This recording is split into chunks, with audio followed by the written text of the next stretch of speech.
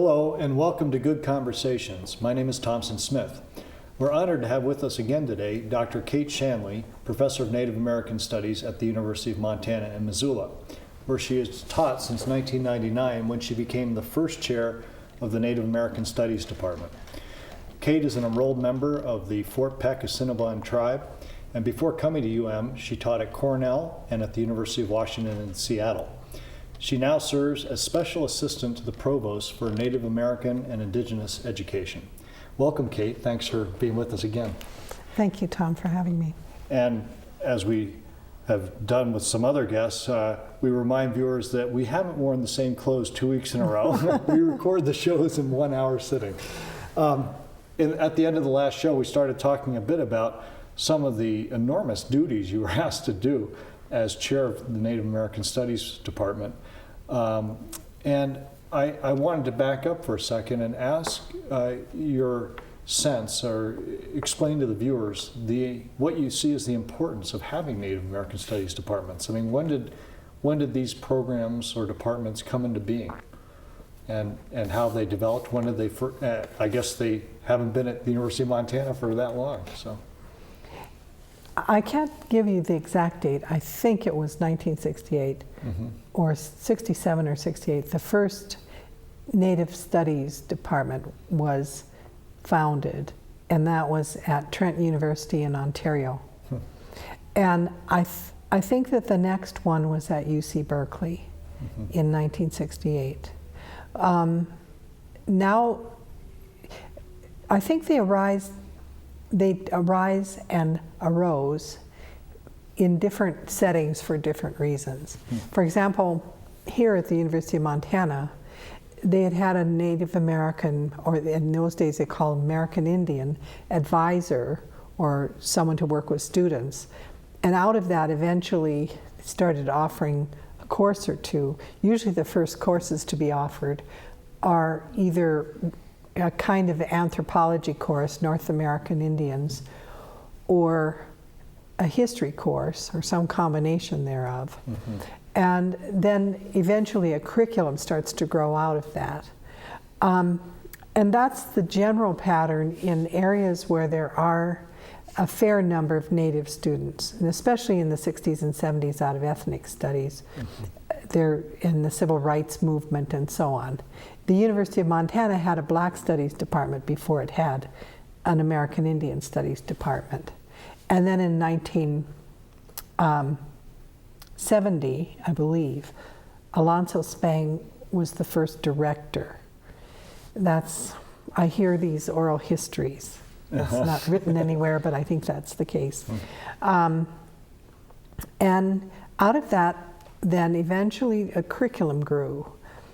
Another type of model where these programs come together is when a faculty person's hired here in sociology or something, and another one over in art or another place. Sometimes they're Native, sometimes they're not Native.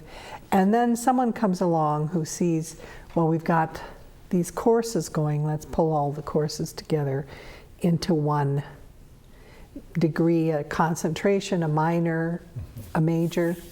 Currently, I think there are between 85 and 90 Native American Studies programs / departments in the country. Of those, about maybe, 6, 7, 8 are departments. Wow, is that all? And in that configuration, about half of those offer bachelor's degrees. There are, from my count, there are 9 programs that offer some kind of PhD in Native American Studies.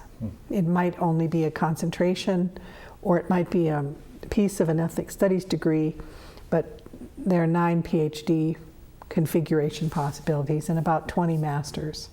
Is the University of Montana one of them? The University of Montana has a bachelor's and a minor, a major and a minor, and then we have the interdisciplinary studies degree that a person could shape into a master's or a PhD. Oh. And students do take that option occasionally and have a degree that looks more like a Native American Studies degree than anything else. But It isn't well funded, and it doesn't have its own cohort, so it doesn't function like a program would that has a cohort where you have people coming in every year and taking some kind of introduction to the subject area and a research methods course to the subject area. And at the University of Montana, it is a department, right? And that's right. Explain the difference for our viewers between a department and a program. Is it just a matter of funding level, or what is it? It has to do with the structure of universities. A department is on a par with history, sociology, biological sciences of various kinds, botany, whatever, business degrees. So different, like accounting. So it's a department in that peer sense. What that means functionally is the chair of a department actually has less power than a director. Of a program. Correct. Yeah. Because a director can be unilateral in decision making and even in hiring and firing, whereas a chair is subject to the vote of the faculty. And in the case of programs, their curricula has to go through the faculty. In our case, we have a committee called the ASCRC. I'm not sure if I can I don't think I can uncode it, but anyway, that all courses are approved, and that's an arm of the Senate, Faculty Senate. So the academic part of Native American Studies is very enfranchised, and there are times when, like low times when especially geography departments were cut across the country, sometimes religious studies departments, but generally speaking, once you're a department, you're enfranchised. The downside of departments is they have less autonomy, and whereas an administration can decide to grow a program at a particular rate and throw resources at it and so on. Usually a department competes with all the other departments for the resources. I see. And one thing I would say too about it, Native American Studies at the University of Montana has had Rich Clove's been there since 1984, and he was the primary person to design the major after looking at various majors and traveling places and looking at American Indian Studies programs. And it was his feeling, and it certainly was mine when I arrived, and I think generally speaking the faculty agree, the strongest model to have is a core faculty, not the kind where you've pieced it together with courses from all over campus. And the reason is that the people who are in that field of study need to be in conversation with one another, not the single the single lone soul in a particular department who's trying to incorporate Native American Studies stuff into there. Yeah. And you still feel that way? Yes, I do. So how many core teachers are there in NAS at the University of Montana? We have 5 core faculty, and we share a 6th with the anthropology department. So we have 1 joint appointment. So we have 5.5 lines. I see. And the model of shared lines, the way that works depends on where the locus of tenure is. In this case, our shared line is Steve Graymorning, and his locus of tenure is in anthropology. I see. But are there other classes that students in NAS can take in other departments that count towards their NAS major, even though those teachers aren't listed under your faculty? In other words, in history? No. No, okay. We have in the past had a course in sociology, but the professor who taught that is no longer in sociology, and they don't teach it in that department. But he was a native professor who taught it there. And it counted as an elective. But the core courses, generally speaking, other than, well, David Moore teaches, once in a while teaches our contemporary Native American literature class. But generally speaking, there are courses, they're in our curriculum. Yeah, I see. And how many students are majoring in NAS? We have around 50 majors, which is, what I'm discovering is that's a very high number around the country. It might be one of the highest, if not the highest. Wow. And how many of those are Native students? Usually about half, maybe less than half, but it kind of comes in. We had 12 graduates this year. Yeah. It seemed like a lot. Yeah, that's wonderful. And so, if I understood you correctly, what you said earlier, this is one of more or less a half dozen full-fledged Native American Studies departments in the whole country. Is that That's right. Yeah. That's great. Well, I wanted to get your sense, kind of in a broad way, about what you feel the value is of the establishment of these departments over the last 35 years or so, 40 years. Well, I also just realized something I forgot. Yeah. Just as a tangent, I'll say that having lived on the West Coast, where I learned a lot about the cultural traditions there, and then living in upstate New York, I learned in upstate New York they had an oratory tradition that when an elder got up to speak, they would give the person a good length of time. Usually, we were told 20 minutes, but actually sometimes it was a half a day, from what I've read, to remember anything he forgot or she forgot. I think it's a good practice. Definitely. But what I was going to say is also that in our department we have adjuncts whom we value highly. And George Price is one who's well known on the Flathead Reservation. He taught at SKC and at Two Eagle River. Two Eagle for many years. And he is a tremendous asset to our program, as is our academic program, as is has been Bob Stahl. Yeah. So, but back to your question, we're at a place right now, at a juncture, where Native American Studies is being seen differently. It's starting to be seen as an actual knowledge base.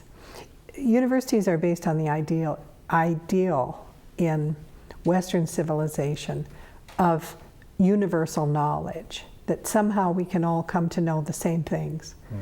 And it's a science model that if you follow a particular procedure in exploring a question, and the next person could come along and follow the same procedure and come to the same conclusion, then you've proven something, so you have an objective fact, an outcome.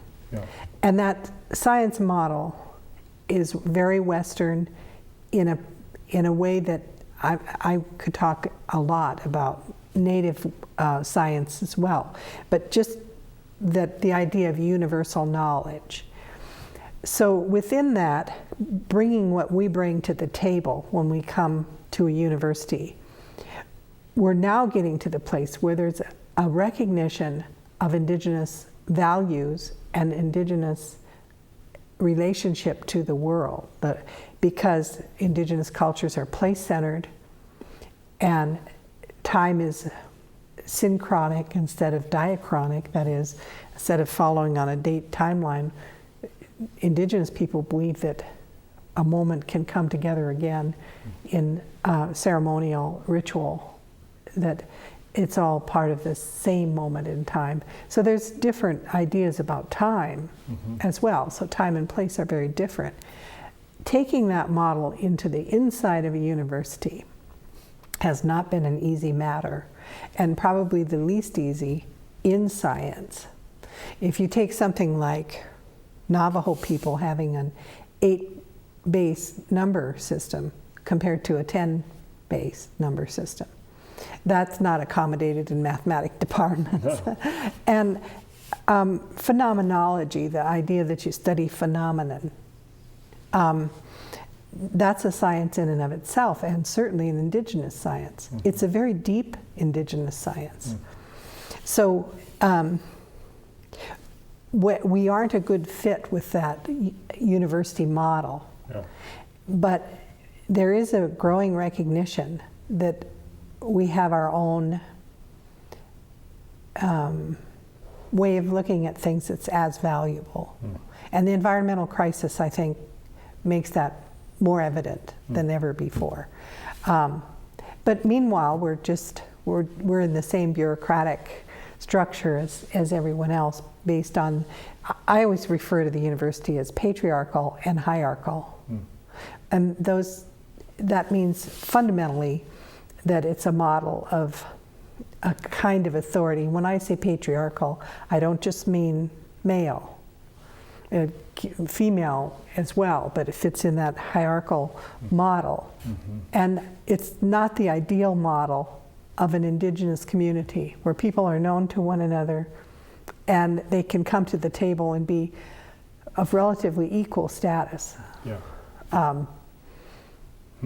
I can just imagine the many levels on which the development of NAS in the academy has been a challenge, and on so many of these philosophical and practical and other levels, you've done a beautiful job articulating it, and it's very complex. But we're going to continue with this and pick up on the thread of Native communities and the environment and that whole issue, which has special relevance now to the University of Montana's NAS program, thanks in part to the work of Kate Shanley. So stay with us. We'll be right back in one moment.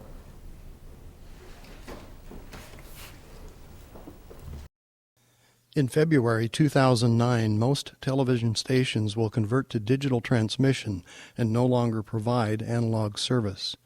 Low-power translators and Class A stations are not required to cease analog broadcasts. For more information, call 275-4878. If you watch television on cable or satellite only, you need not do anything. If you watch free over-the-air TV, you may need a converter box if your TV set is not digital.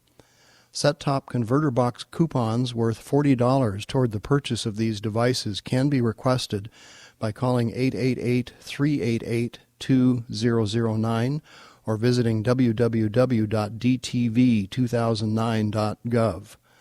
When purchasing a set-top box, be sure it has analog pass-through if you intend to watch analog and digital stations. These devices are listed on the dtv2009.gov website. Call 275-4878 if you need assistance or information. And welcome back to Good Conversations. We're having continuing wonderful conversation today with Dr. Kate Shanley, Professor of Native American Studies at the University of Montana. And Kate, before the break, you alluded a bit to the rising profile of NAS programs within the academy, in part due to the, and forgive me if I'm missummarizing some of this stuff, but in part due to the increasing importance of environmental issues and the increasing recognition of the special relationship between Native communities and the environment, and the lessons that holds for the whole world at this point. And my understanding is that you've been the recipient, the university, the Native American Studies Department, of an exciting grant that relates to the issue of global warming. Can you talk about that with us a bit? Oh, sure, I'd love to. Okay. The University of Tromsø has a program called on Sami studies, which Sami are University of Tromsø in Norway. In Norway. Yeah. And Sami people are the indigenous people of Norway. The University of Tromsø is the most northerly of all the cities in Norway. And they came over to visit the university in the fall and created a memorandum of understanding for collaborations. And then they came back in the spring term. And in fact, I brought the delegation up to the Flathead and introduced them around to various people. And they saw the college and they went to Unkusum and met people at like Joyce Silverthorne and Frances Auld, and they were interested in collaboration. So we wrote this grant together, and it'll be over 4 years, and it's for $350,000. And one of the features of it is that we will have the ability to send 2 Native American Studies students over to Norway, to Tromsø, to get a master's degree, I'm sorry, in Indigenous Studies. So that, and it's quite a rigorous master's, which has they look internationally at Indigenous concerns. And their focus is on global warming, especially, but Indigenous populations in relation to global warming. I see. Another feature of the grant will be these exchanges and conferences we'll have every year. In the course of 4 years, we'll have 1 at the University of Montana and 3 over there. The one that's happening in October is focused on the demands on Indigenous resources around biofuels. Because the diversity in the world, I had a really wonderful statistic, but I don't know, something like 90% of the biodiversity in the world is located in Indigenous territories. Because the tendency of corporate capitalism and political imperialisms of sorts is to level difference. To go into a country and say create a luxury crop like coffee, or when I was in Costa Rica a couple of years ago, we would go by field after field of house plants that are grown to send to the United States as plants. Not that that's a bad thing, it's just that it doesn't help local people to have a sustainable economy for their own living. So that's what this conference that will be part of the focus of this conference. So we're really excited about this idea. We will be looking to past majors, to or even people who have masters in other things but have enough Native American Studies background to go over and be a part of that international conversation. What a tremendous opportunity. It really sounds exciting. And global warming is, I think, going to be the supreme challenge facing humanity in coming decades. And it's already affecting Native communities in many parts of the world more rapidly or to a greater degree than it is non-Native communities, isn't it? It is. Yeah. It is. And when you think about the challenges of the future, perhaps the most pressing challenge is water. And the second most pressing, which is related to water, is food and food production. Yeah.